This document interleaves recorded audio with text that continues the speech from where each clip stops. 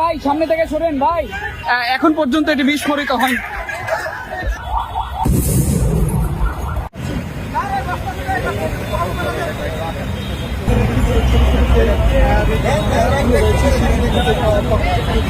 এনসিপির কেন্দ্রীয় কার্যালয়ের সামনে ঠিক এখানে কিন্তু একটি বোম পড়ে আছে ইটের মাঝখানে। আইনশৃঙ্খলা বাহিনী সাধারণ মানুষকে এখান থেকে সরিয়ে দেওয়ার চেষ্টা করছে, কিন্তু অনেকেই না জেনেই, যেহেতু এটি একটি মেন সড়ক, হেঁটে যাওয়ার চেষ্টা করছে এবং আইনশৃঙ্খলা বাহিনী সর্বোচ্চ চেষ্টা করছে যেন এখন পর্যন্ত এটি বিস্ফোরিত হয়। বান্ডেল থাকলে প্রতি সেনমানিতে টাকা বাঁচবে। বিকাশ সেনমানি বান্ডেল কিনে জিতুন প্রতি লেনদেনে। এবং আমরা যেমনটি শুনেছি, বোম ডিসপোজাল টিম যারা তারা এখানে এসেছেন, বৃষ্টির কারণে তারা ভিতরে রয়েছেন। ভাই সামনে থেকে সরেন ভাই। ভাই এই যে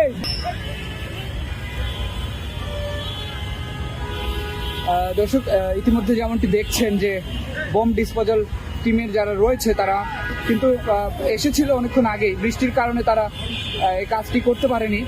ইতিমধ্যে কিন্তু তারা এই অবিস্ফোরিত যেই বোমটি এখানে রয়েছে, ককটেল রয়েছে, সেটি কিন্তু তারা নিরাপদে রাখার চেষ্টা করছে যেন সাধারণ মানুষের কোনো ক্ষতি না হয়। এবং আমরা দেখেছি যে আইনশৃঙ্খলা বাহিনীও কিন্তু এখানে বেশ তৎপর রয়েছে। আমরা ঠিক এখন রয়েছি এনসিপির কার্যালয়ের ঠিক সামনে, আপনারা যেমনটি দেখছেন।